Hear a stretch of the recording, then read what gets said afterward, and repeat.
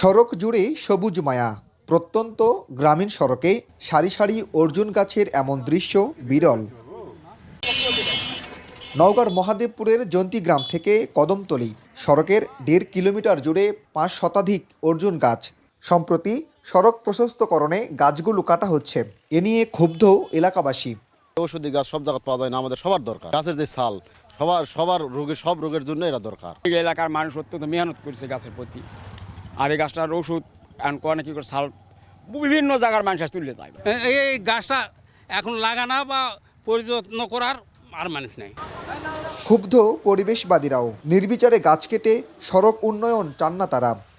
আমরা উন্নয়ন চাই, কিন্তু এ ধরনের একটা ঔষধি গাছ যেটা প্রকৃতির একটা অমূল্য সম্পদ, এগুলো ধ্বংস করে আমরা এই উন্নয়ন চাই না, যেটা আমাদের জন্য অত্যন্ত ক্ষতিকর, মানব জাতির জন্য ক্ষতিকর। সড়ক নির্মাণকারী দপ্তর এলজিইডির কর্মকর্তাদের দাবি, সড়ক প্রশস্তকরণের কারণে গাছগুলো কাটার সিদ্ধান্ত নেওয়া হয়েছে। আর গাছের মালিকানা দাবি করে বরেন্দ্র বহুমুখী উন্নয়ন প্রকল্পের কর্মকর্তারা জানান, নতুন করে আবারও লাগানো হবে বৃক্ষ। যে গাছগুলা ছিল আর কি, ওইটাতে আমাদের অবস্ট্রাকল হচ্ছিল আর কি আমাদের প্রজেক্ট বাস্তবায়নে। কিছু কিছু জায়গায় 3 মিটার ছিল, 3.7 ছিল, আমরা এখন 5.5-এ যাচ্ছি আমাদের টোটাল ওইতে।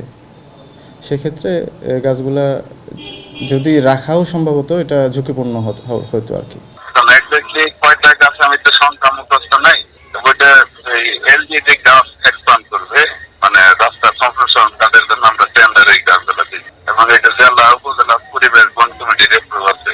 এখন বন ঔষধি একটা কথা, এখন রাস্তা যদি আপনার সম্প্রসারণ করে তা অবশ্যই ঔষধি গাছ হতে কাটা পড়বে, পরবর্তীতে আমরা গাছ লাগাই দিব। স্থানীয়দের দাবি, 1998 সালের দিকে সড়কের দুপাশে গাছগুলো রোপণ করা হয়েছিল।